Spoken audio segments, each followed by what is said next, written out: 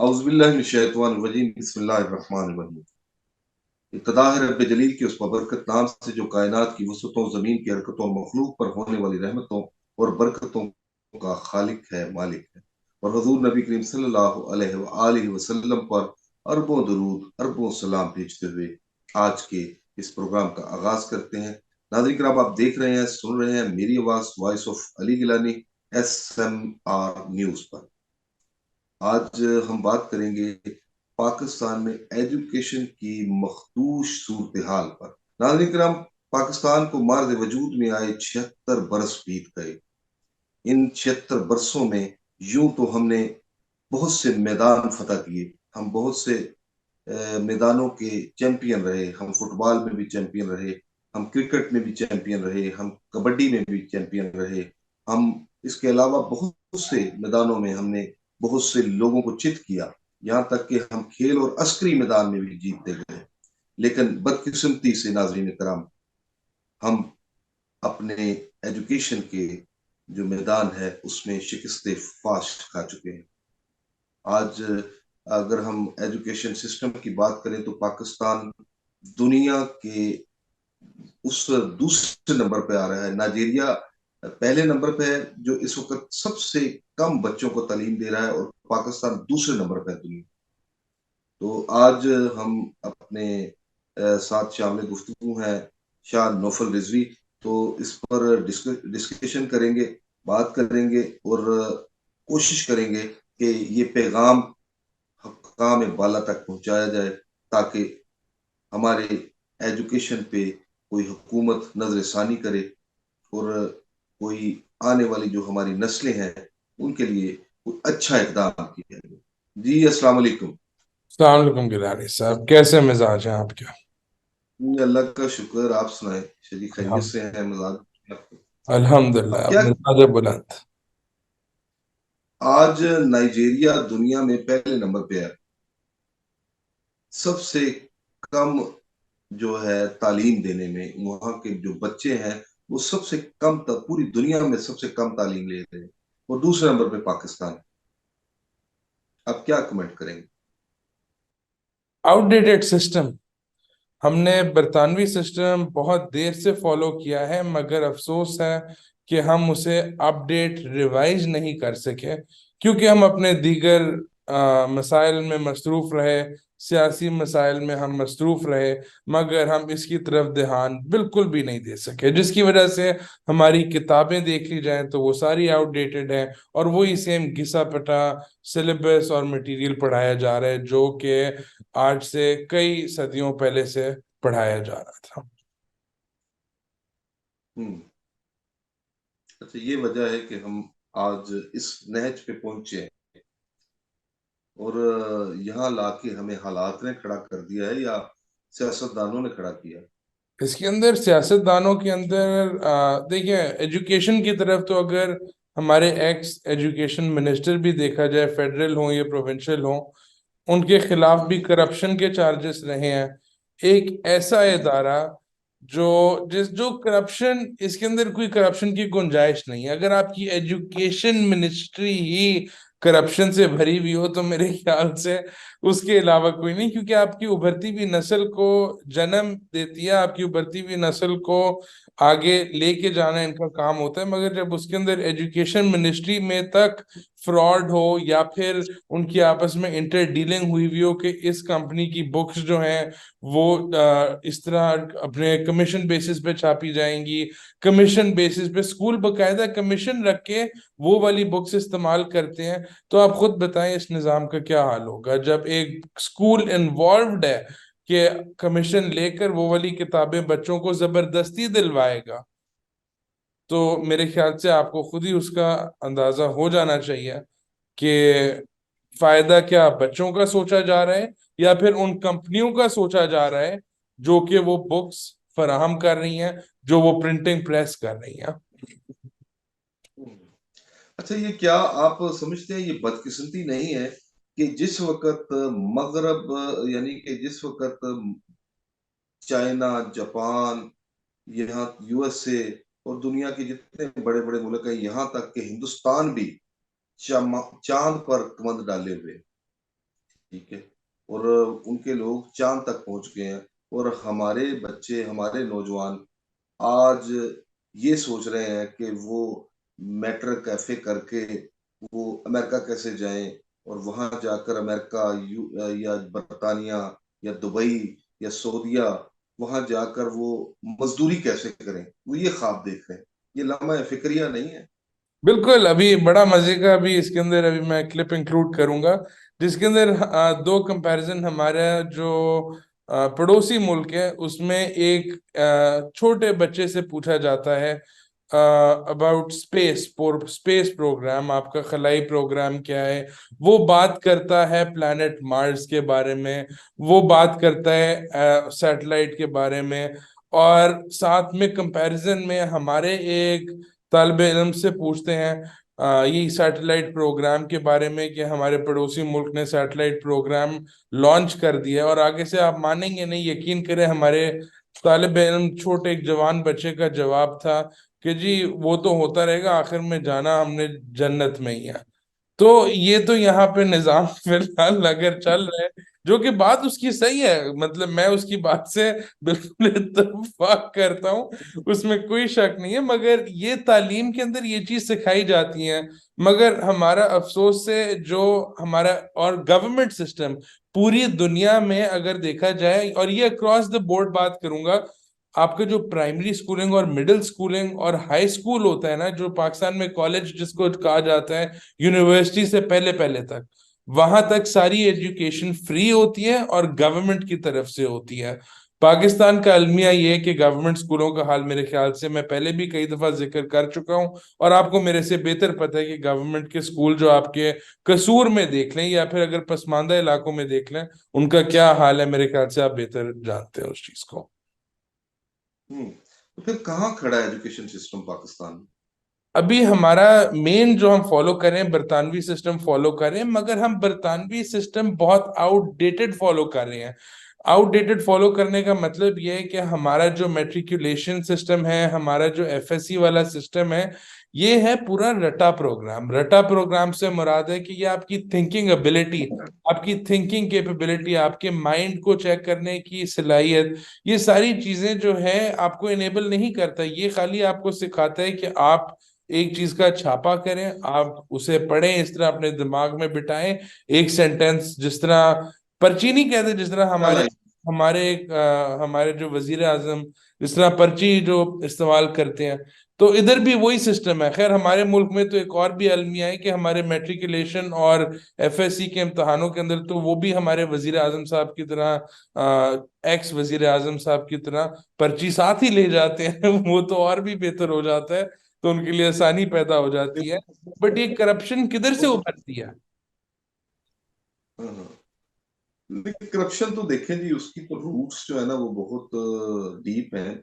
और इसमें अगर हम करप्शन की बात करेंगे तो फिर डायरेक्टली हम सियासतदानों की तरफ चले जाते हैं, जिन्होंने पाकिस्तान को, जब से पाकिस्तान मार्ज़ वजूद में आया है, उसके बाद से फिर इन्होंने हमारे ना अदारों को छोड़ा है, ना हमारे जो नई नस्ल है उनके ख्वाबों को चकनाचूर कर दिया।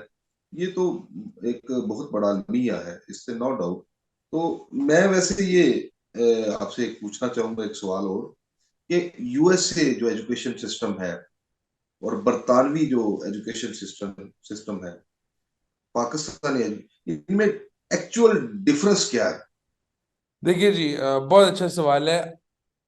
पाकिस्तान फॉलो करता है बरतानवी सिस्टम ऑफ एजुकेशन, मगर फिर वही बात करूंगा, जो आपका सिलेबस है वो पुराना घिसा पिटा चलता आ रहा है तब का, उसे अपडेट और रिवाइज नहीं किया गया जी। अगर आप बात करें जो प्राइवेट स्कूल हैं, जिस तरह आपके कई नाम के प्राइवेट स्कूल, आपका लाहौर ग्रामर स्कूल हो गया, एचएसएन कॉलेज हो गया, मगर ये प्राइवेट स्कूल हैं, यहाँ पर आम शख्सियात के, आपको पता है आम फैमिलीज के बच्चे इतने नहीं पढ़ते। आपकी जो आने वाले सियासतदान और जो आपके सियासतदान, मिल ओनर, इंडस्ट्री ओनर्स के बच्चे हैं, जो कई चंद फैमिलीज होती हैं, आपको पता है जो मेन मैस अवाम है वो उधर नहीं पढ़ती। तो इन स्कूलों में तो ओ लेवल्स, ए लेवल्स का सिस्टम चल रहा है, जो लंदन के साथ अपडेट हो रहा है, बरतानवी सिस्टम के साथ अपडेट हो रहा है।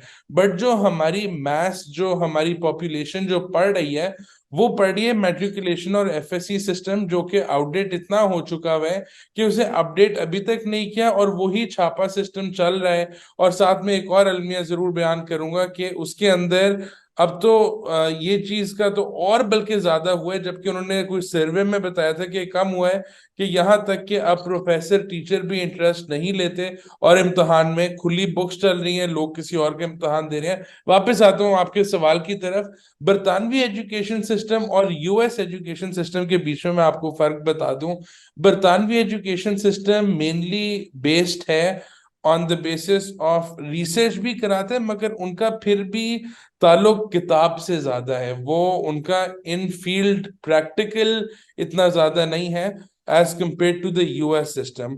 जो बरतानवी सिस्टम है वो आपको सिखाता है कि आपने वर्ड बाय वर्ड बुक से सीख कर वो आपने एग्जाम के अंदर लिखना है।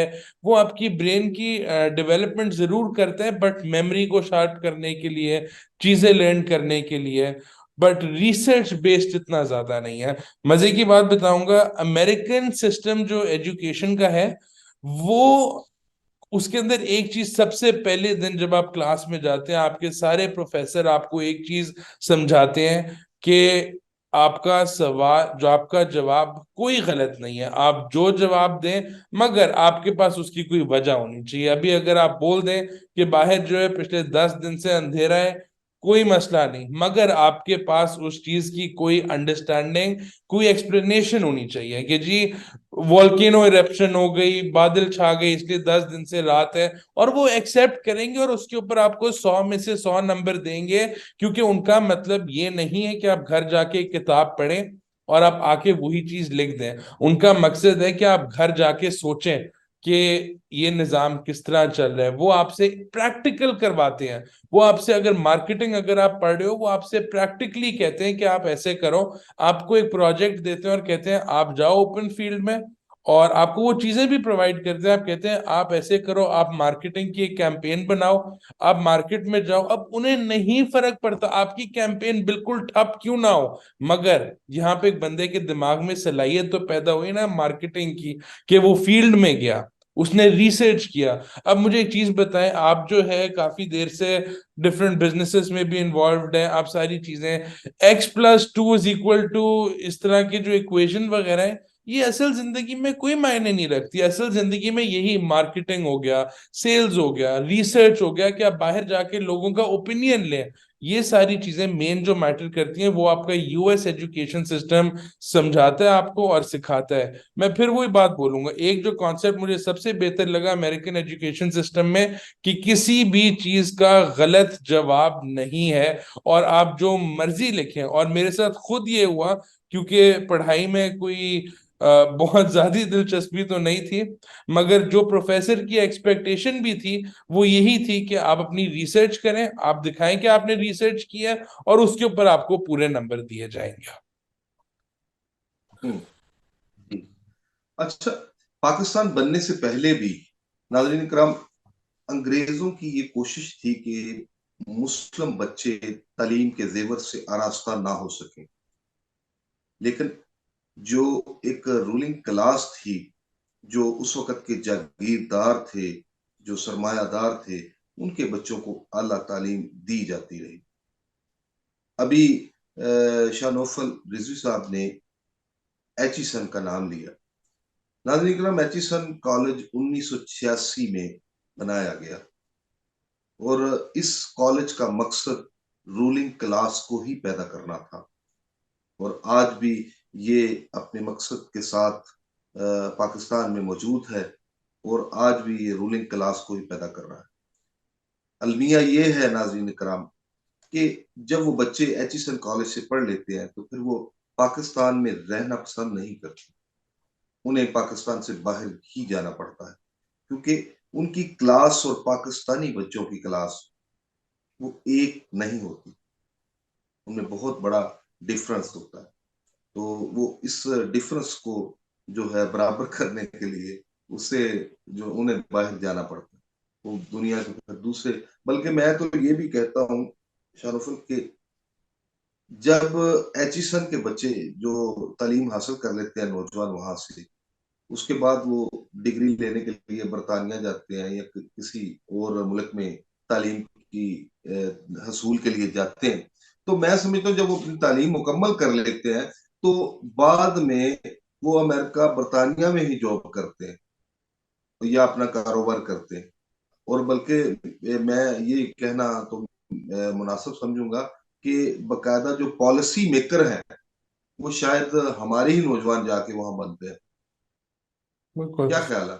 देखिए मैं बताता हूँ आपको, एचिसन जैसे स्कूल का, अभी आप बात करें प्राइवेट स्कूल जो पाकिस्तान की 1% भी अफोर्ड नहीं कर सकती, तो इसलिए आपने सही कहा, वहां पे आपकी जो है इलीट क्लास जो पढ़ती है।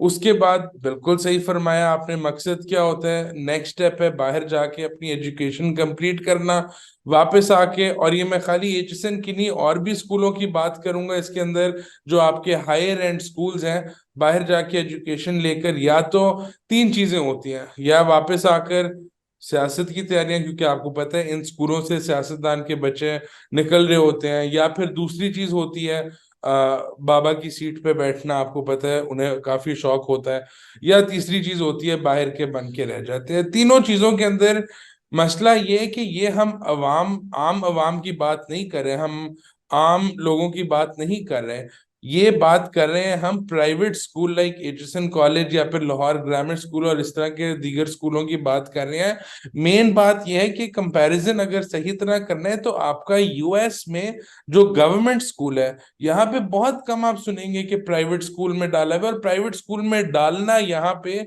समझा जाता है कि या तो कोई स्टूडेंट के साथ कोई इशू है, एक्स्ट्रा कोचिंग की जरूरत है, एक्स्ट्रा ट्यूशन की जरूरत है, ये कोई मदद की जरूरत है जिसकी वजह से प्राइवेट स्कूल में जा रहे हैं। वरना हर कोई इनके मिडिल स्कूल में, हाई स्कूल में, ये सारी जो आपकी अवाम है उनमें जाती है। बट हमारे मुल्क का अलमिया ये है कि गवर्नमेंट स्कूल के अंदर पढ़ाई का स्टैंडर्ड ही यही है, जो ऑब्वियसली हमारी एलीट क्लास कहती है कि हम गवर्नमेंट स्कूल में भेज के क्या पढ़ाएंगे। बट उसके साथ एक और बहुत जो मैं चीज अभी टॉपिक नेक्स्ट छेड़ने वाला हूँ, वो बहुत सेंसिटिव भी है, कि इन एलीट स्कूल्स में जो आपकी नई जनरेशन जो निकलती है, वो रियलिटी से इन टच नहीं होती। जो आपकी ग्राउंड रियलिटी है ना, वो इन टच उससे बिल्कुल भी नहीं होती। उन्हें अपनी लैंड क्रूजर के बाहर मेरे ख्याल से नजर नहीं आ रहा होता, और वो अपना बाहर की जिंदगी या तो बना रहे होते हैं या तो अपना सियासी करियर संभाल रहे होते हैं। सो इसलिए मैं उन्हें तो इस चीज के अंदर नहीं काउंट करूंगा, बिकॉज आपने सही कहा, पॉलिसी मेकर में वो पॉलिसी मेकर बनते हैं, वो बेशक लोकल हो या बाहर हो।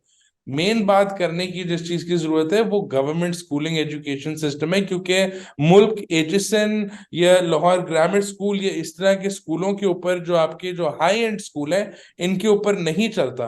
मुल्क जो आपका चलता है वो गवर्नमेंट स्कूलिंग में चलता है, जहां पे 99.9% आपकी आवाम पढ़ती है। बिल्कुल ठीक।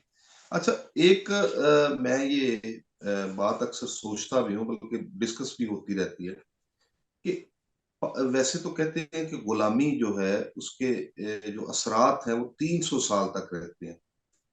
अब पाकिस्तान चूंकि 76 बरस हो चुके हैं पाकिस्तान को मार्ज वजूद में आए हुए, लगता है कि अभी हमारी जो गुलामी के जो असरात हैं हम पे वो अभी मौजूद हैं। अब आप क्या समझते हैं कि क्या यही वजह तो नहीं है कि अब पाकिस्तान के जो शरह तालीम अगर हम ये बात करते हैं कि जितने प्राइवेट स्कूल हैं, जिस तरह के आप पहले जिक्र कर रहे थे, अब जितने सरमायादार, बड़े बड़े जगीरदार, जरदार, उनके बच्चे जो हैं वो प्राइवेट स्कूल में पढ़ते हैं, महंगे महंगे जो स्कूल हैं, ठीक है, जिस तरह एचिसन है, बीकन होसेस है, फर्दर और बहुत से हैं। तो वो उन स्कूल्स में जाते हैं, जबकि जो गरीब बच्चे हैं उन्हें मजबूरन गवर्नमेंट स्कूल में जाना पड़ता है। तो क्या आप ये महसूस नहीं कर रहे हैं कि ज़हनी गुलामी जो है वो सुरायत कर चुकी है कौम में, मुल्क में? देखिए, ज़हनी गुलाम के तो हम शिकार हैं। और फिर एक और आपको टॉपिक याद आएगा जिसके ऊपर हमने पहले बात की थी, खुद कफीली की।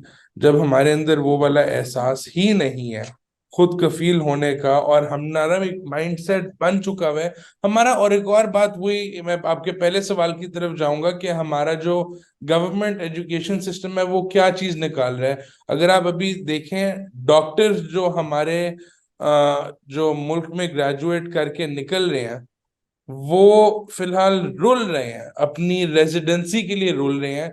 जबकि अगर आप अमेरिका में देखें, डॉक्टर से ज्यादा हायर अर्नर फिलहाल कोई होएगा, डॉक्टर सबसे हाईएस्ट अर्निंग वाला होता है। मगर पाकिस्तान में आपके डॉक्टर्स फिलहाल रुल रहे हैं। क्यों? क्योंकि एक माइंडसेट हमेशा माँ बाप जो अपने बच्चों के अंदर इंस्टिल करते हैं, पाकिस्तान का ये भी अलमिया है कि या तो इंजीनियरिंग करनी है या डॉक्टर बनना है। इसके अलावा और ऑप्शन नहीं दी जाती, उस चीज के अंदर इतना पुश करते हैं। और प्लस उसके बाद जब एक लोकल एजुकेशन सिस्टम से निकला हुआ, जब जॉब की तरफ जाते हैं, जॉब करने की तरफ जाते हैं, तो उसके अंदर वो एप्लीकेशन उन चीजों की होती ही नहीं है जो आपको सिखाया हुआ होता है। जब उसकी एप्लीकेशन नहीं है तो ऑब्वियसली आपके फर्दर रिजल्ट्स, आपकी इंडस्ट्री नहीं चल सकती, क्योंकि आपको प्रैक्टिकल तो सिखाया हुआ ही नहीं होता स्कूल में। आपका जो एजुकेशन सिस्टम है उसने आपको नहीं सिखाया हुआ आपने कि आपने सेल्स की नौकरी किस तरह करनी है, सेल किस तरह करनी है, आपने ट्रेड किस तरह करनी है, आपने मैन्युफैक्चरिंग किस तरह करनी है। इस चीज के अंदर एक है बहुत सीनियर एक टीचर भी हैं, बहुत अच्छे इन्फ्लुएंशियल स्पीकर भी हैं, जिनका नाम है आजाद, चाय वाला शो के नाम से वो करते हैं। और वो बेसिकली पाकिस्तान में काफी ज्यादा फिलहाल काम भी करें। उनकी बात बिल्कुल सही है कि फिलहाल अपने बच्चों को स्कूल में भेजना और उस तरह से करना, इस एजुकेशन सिस्टम में भेजना गुलामी से बिल्कुल कम नहीं है। उसका एक ही कहना है कि आप कोई स्किल सिखाएं। आईटी की स्किल ले लें, आप किसी चीज की स्किल, आप इंजीनियरिंग, आप मैकेनिज्म, इलेक्ट्रिशियन, किसी भी चीज की आप स्किल ले लें। उस चीज का आपको ज्यादा फायदा होएगा, बजाय कि आप एक मैट्रिक का आप कागज सामने रख के कि जी मैंने मैट्रिक कर लिया, मैंने एफएससी कर लिया। उसका कोई फायदा नहीं है। और जो और एक और चीज है कि जो कंपनियां भी हैं उन लोगों को भी पता है, उन्हें आपका जो पेपर मिलता है मैट्रिक का, वो क्या करेंगे आपके मैट्रिक के पेपर से? उन्हें मैट्रिक का पेपर नहीं चाहिए, उन्हें स्किल चाहिए। आपकी स्किल सिखाई नहीं जा रही, इसीलिए हमारी अवाम फिर उसके अंदर रोती है। जैसी ग्रेजुएट करती है तो नहीं मिलती नौकरी, तो फिर क्या होता है जब नौकरी नहीं मिल रही और वो सारे हालात डाउन है क्योंकि ऑब्वियसली नहीं उन्हें सेटल किया जा रहा है, तो फिर दूसरी ऑप्शन क्या है? बाहर चलते हैं उसके बाद। और वो आपको खुद बेहतर पता है, बेशक वो हम कसूर में देखें, लाहौर में देखें, या फिर हम भाई फेरू में देखें, बात एक ही है। आजकल का नौजवान सबसे पहले जो निकल रहा है यूनिवर्सिटी से, उसके दिमाग में एक ही चीज है कि किसी तरह अमेरिका, किसी तरह बर्तानिया, या अगर कुछ नहीं आखिरकार तो फिर दुबई, किसी तरह बेशक जहाज के टायर पे बिठाकर हमें बाहर ले जाओ। बाहर ले जाओ। और ये वाकई लम्हा फिक्रिया है नाज़रीन इकराम, कि हम बाहर जाके नौकरी करने के ख्वाब देखते हैं। हम पाकिस्तान में रहकर मेहनत करने को तरजीह नहीं देते। और शायद ये भी एक वजह है, जहाँ बहुत सारी वजूहात हैं, वहाँ एक वजह ये भी है कि हम ज़हनी गुलामी से निकलने की कोशिश ही नहीं कर पा रहे। गिलहरी साहब, मैं और आपको इधर सॉरी काटना चाहूंगा, एक थोड़ी चीज मैं ऐड करना चाहूंगा। असल में मसला ये है कि हमारे जब बाहर पढ़ने के लिए जाते हैं ना बच्चे, वो बेशक मिनिस्टर के बच्चे हों या वो बेशक एलीट क्लास हो, वहां पर वो आम नौकरी करने से बिल्कुल नहीं शर्माते। आप देखेंगे मैकडोनल्ड हो गया, केएफसी हो गया, इधर काम करेंगे, अपना पैसा मतलब एक्सपीरियंस लेंगे, कुछ एक्स्ट्रा पैसे कमाने के लिए। आपके जो बिजनेसमैन का भी बच्चा है वो ओपन काम करेगा। अब आप मुझे खुद बताएं, कोई मिनिस्टर का बच्चा पाकिस्तान में, किसी बिजनेसमैन का बच्चा पाकिस्तान में, आप देखेंगे कि मैकडोनल्ड्स में जाके काम कर रहा है, ये उबर कर रहा है, ये इस तरह कर रहा है? वो अपनी शान के खिलाफ समझेंगे। मगर वही लोग जब वहां जाएंगे वो वाले सारे काम करेंगे। इसकी वजह क्या है? इसकी वजह ये भी है क्योंकि यहाँ पर जो अवाम की, फिर से मैं इस चीज के अंदर वो करूंगा कि अवाम नीचे दिखाती है। अवाम दिखाती है कि अगर आप उबर ड्राइविंग कर रहे हो, आप लोअर कैटेगरी से हो। बात फॉलो कर गया हूँ जी। आप इसकी एक वजह शनुफल ये भी है कि हम अपने घर में जो है, हमारी कोशिश होती है कि पूरे अपने ठाठ के साथ, हमारी कोशिश होती है कि हमारी अपने मुआशरे में जहाँ हम रहते हैं वहां पे हमारी इज्जत हो, हर बंदा जो है हमसे डरे या हमें सलाम करे, खास करके एलीट क्लास की बात। तो वहां जाके उन्हें कोई जानता नहीं है, वहां पे उनकी कोई वो ठाट बाट वाला वो चक्कर ही नहीं रह जाता, वो सीन ही नहीं रह जाता। इसलिए उन्हें पता है कि यहाँ पे तो रहना है, तो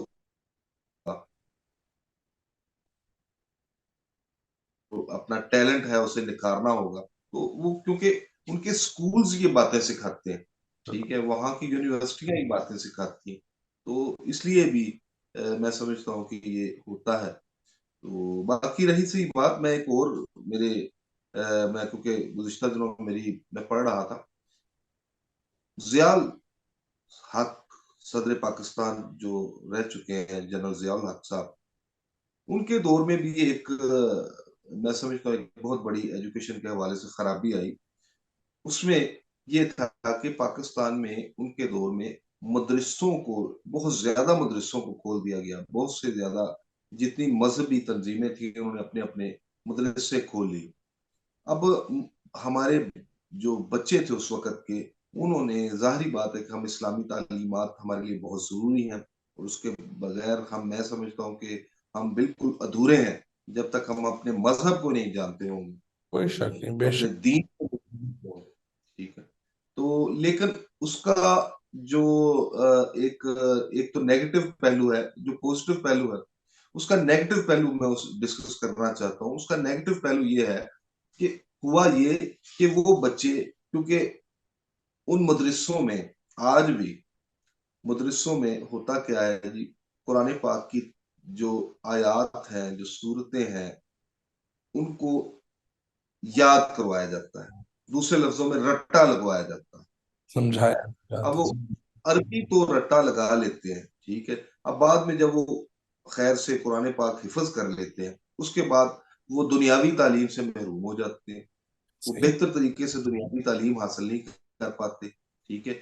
उन्हें अरबी याद करवा दी जाती, हालांकि होना तो ये चाहिए कि अरबी के साथ उर्दू, जो हमारी जबान है, हमारी पाकिस्तानी मादरी जबान है, उर्दू हो या पंजाबी हो या पश्तो हो या बलोची हो या सिंधी हो, हमें उस जबान में भी बाकायदा, हमें उस लैंग्वेज में उसका तर्जमा आना चाहिए।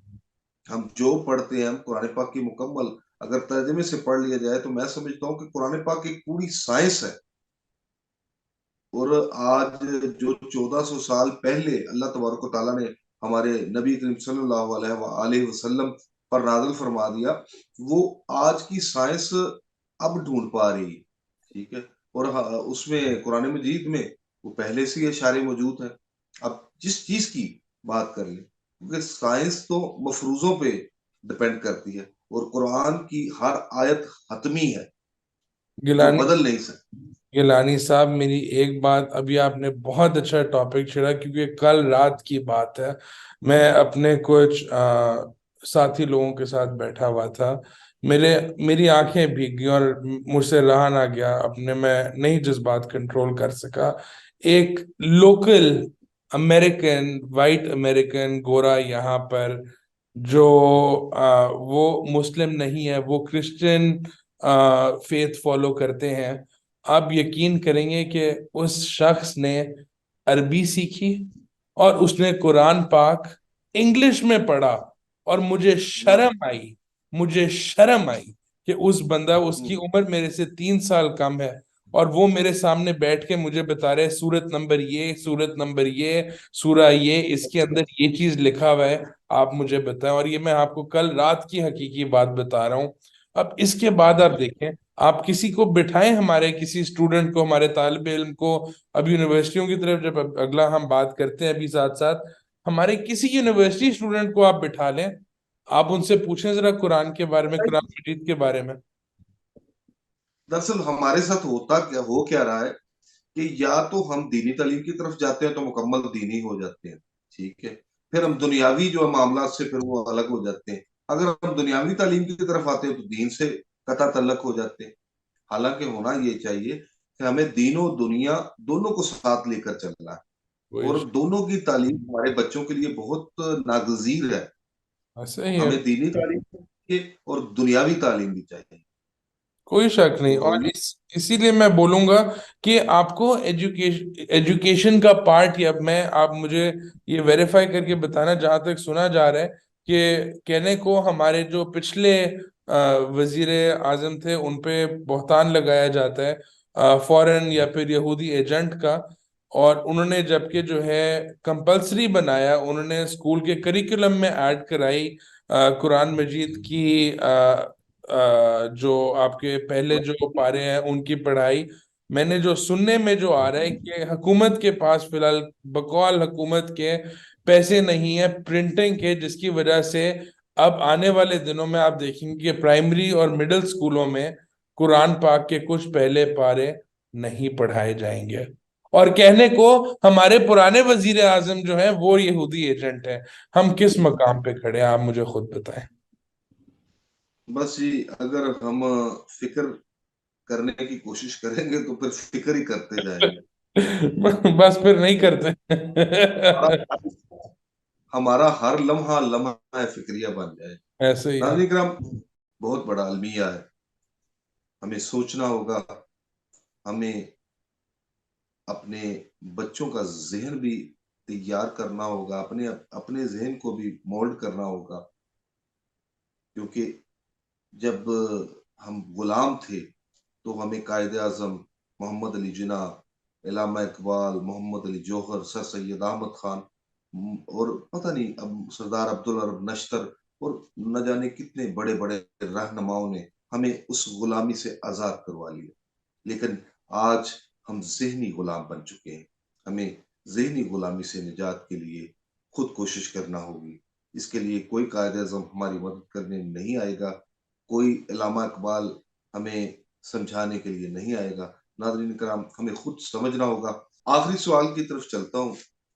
शाह नौफल, हमारी जो हायर एजुकेशन सिस्टम है, हमारी जो यूनिवर्सिटियाँ तालिब इल्म पैदा कर रही हैं, जो आप क्या समझते हैं, क्या स्कोप है हमारी यूनिवर्सिटीज का, हमारे उन तालिब इल्मों का, हमारी तालीम का स्कोप क्या है पाकिस्तान में? आपका विजिट मेरे ख्याल से नहीं हुआ होगा रिसेंटली, मगर आपकी आपसे रहा नहीं जाएगा जिस तरह का आप माहौल देखेंगे फिलहाल। Education is the least of the worries. ये बिल्कुल हमारे एजेंडा पे एजुकेशन तो है ही नहीं। अगर आप जाके हालात देखें, मैं नाम स्पेसिफिक स्कूल का नहीं मगर मैं उन मेन यूनिवर्सिटियों का जरूर लूंगा। ये अगर आप लम्स की बात करें, अगर आप बीकन हाउस नेशनल यूनिवर्सिटी की बात करें, इधर आप किसी भी लाहौर ग्रामर यूनिवर्सिटी की बात कर लें, जो आजकल ये जो यूनिवर्सिटीज जिधर आपकी मिडिल क्लास भी जा रही है, अपर भी जा रही है, लोअर क्लास भी जाती है, अगर इधर आप जाकर देखेंगे इन चीजों को, यहाँ पर जो मनशियात इस्तेमाल की जा रही है, जो मनशियात इस्तेमाल करने का लेवल है, क्लासरूम में तो बच्चे आपको ज्यादा नजर ही नहीं आएंगे। ये अगर होंगे भी, उनका मेन मकसद स्कूल यूनिवर्सिटी जाने का है। आप वहां पे फहाशी देखेंगे। मेरा एक दफा चक्कर लगा अबाउट 1.5 साल पहले, बीकन हाउस नेशनल यूनिवर्सिटी पे मेरा चक्कर लगा, मेरा लम्स का चक्कर लगा। और यकीन करें मुझे समझ नहीं आई कि एक तो हमारी जो यूनिवर्सिटी के स्टूडेंट्स हैं, उन्हें एक शौक है अमेरिकनाइज वेस्टर्नाइज्ड होने का।